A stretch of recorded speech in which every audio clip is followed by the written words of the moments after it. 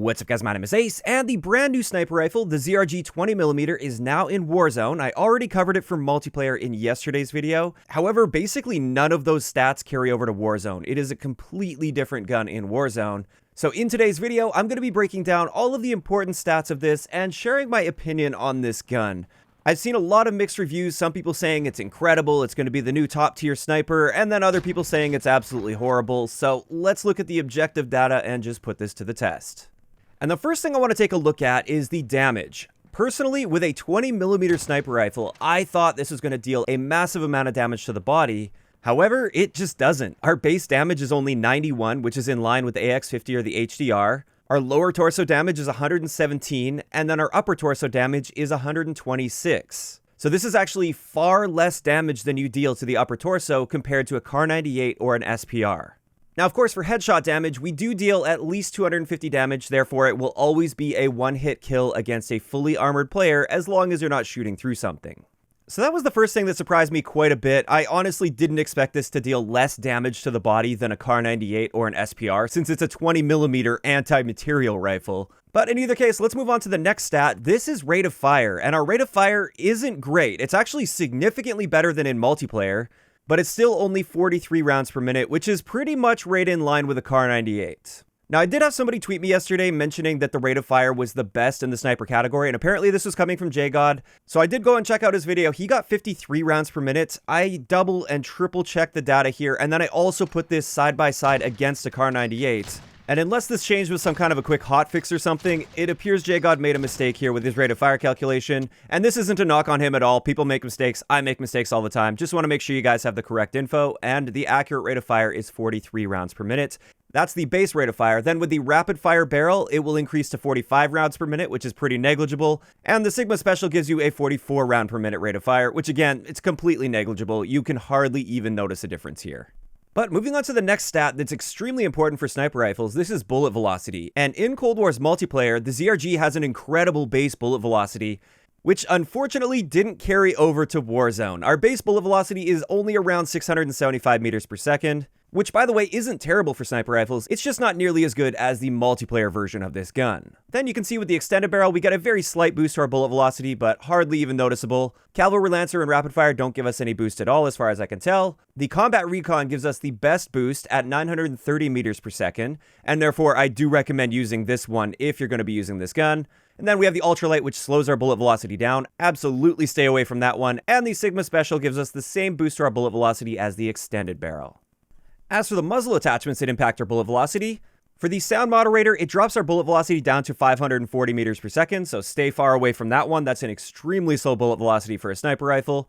Then with the Task Force Shroud as well as the Agency Moderator, our bullet velocity is boosted to roughly 740 meters per second. And out of those two, I would definitely recommend using the Agency Moderator because it keeps you off the radar as well. So overall, when it comes to bullet velocity, this gun just doesn't really stand out in comparison to the other sniper rifles. It's not terrible when you stack it with the best barrel as well as that Agency Moderator, but it also just doesn't stand out in any way. After that, let's have a look at our aim down sight times and the rear grips as well as the magazine attachments and how they affect the aim down sight time. For this gun, our base aim down sight time is 551 milliseconds, which isn't so bad at all for a sniper rifle in Warzone. Then you can see here with the speed tape, we get a bit of a boost. Serpent Wrap gives us the best boost possible out of the rear grips at 9%. And then you can also see the Jungle Wrap and the Airborne Elastic Wrap will also give very small boosts. But just in general, the Serpent Wrap is definitely the way to go when it comes to aim down sight time on this. As for magazines, you're almost definitely going to want to go with a magazine attachment since you only get a 3-round magazine by default. But you can see here, if you start using one of the later unlocked magazines, it can really hurt your aim down sight time, which most people will want to avoid. And therefore, at least in my opinion, you're best off with either the standard 5-round magazine, that's the one that I prefer, or the regular fast mag attachment. And with that pretty much covers the most important stats that we want to be looking at with sniper rifles in Warzone.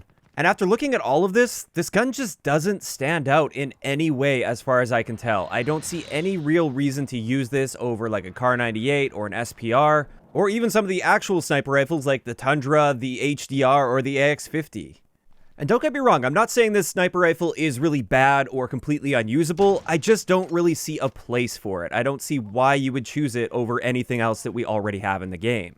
And after looking at all of this, I was thinking there's gotta be something to this. There's gotta be some reason to be using this sniper rifle. Maybe it's actually gonna be used for its intended purpose, which is taking down vehicles. That's what this is actually designed for in real life. So I put this one to the test, and it was pretty laughable. Against a cargo truck, I fired all 21 rounds into the cargo truck at point blank range, and it still wasn't enough to disable it. Keeping in mind that's without the Cavalry Lancer barrel, which boosts vehicle damage. But even with the Cavalry Lancer barrel, it still takes 19 rounds to disable a cargo truck, which is absolutely ridiculous. By the time you fire those 18 rounds, when you consider the fire rate and the reload timing and everything, you could have easily taken that cargo truck out with basically any full auto gun in the game. So yeah, like I said, at the end of the day, I really don't see much reason to use this. However, I am going to be sharing the best class setup that I was able to build with this gun after all of my extensive testing that I did with this. And with this, we're obviously going to be using the agency moderator. That's an absolute given. Same thing goes with the combat recon barrel because it boosts our bullet velocity. We get quite a nice bullet velocity value here. It's kind of right in line with the other sniper rifles. It's not exceptional by any means, but it's also not bad at all in that area. Then we're going to be using the serpent wrap for the best possible aim down sight time. The 5-round magazine, just because the 3-round mag is really annoying to be constantly reloading. And then finally, for the last attachment, you can kind of use whatever you want, but out of all of the attachments that I've scrolled through, the Bruiser Grip is the only one that really appeals to me because it helps with your aiming stability and also movement speed, but mainly for aiming stability, it's nice to get a little bit of a boost in that area.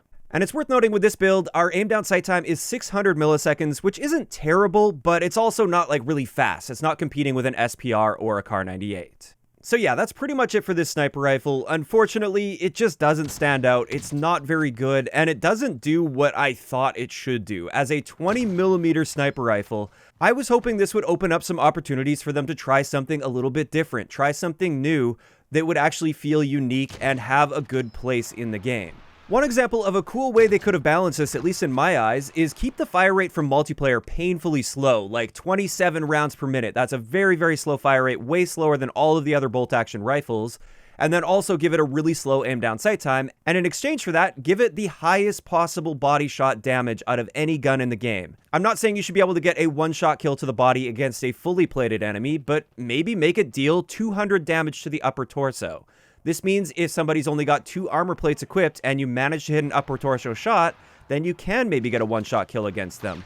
Unlike any of the other sniper rifles in the game, there's nothing else that can do that. But like I said, in order to keep that balanced and fair, make it so this gun is extremely slow and clunky and cumbersome. Make sure your rate of fire is extremely slow, and even make the movement speed a bit slower, because it would make sense. You're lugging around this giant anti-tank rifle. It should be going really slow. Instead, basically what they did is they just sort of made it like all of the other sniper rifles and tweaked a few values here or there, so it just doesn't really stand out. Now, of course, that is just my opinion. I'd like to know in the comment section below, what do you guys think about this new sniper rifle in Warzone in its current state? Do you like it? Do you hate it? Do you wish they would have done something different with it, like what I recommended, or maybe something else? Maybe just more vehicle damage? I think that would also make a lot more sense. You should be dealing more vehicle damage with this gun, in my eyes. But in either case, just let me know what you guys are thinking down below. If you enjoyed the video, a like rating is always appreciated, and don't forget to subscribe for more if you haven't already. I'll talk to you guys next time.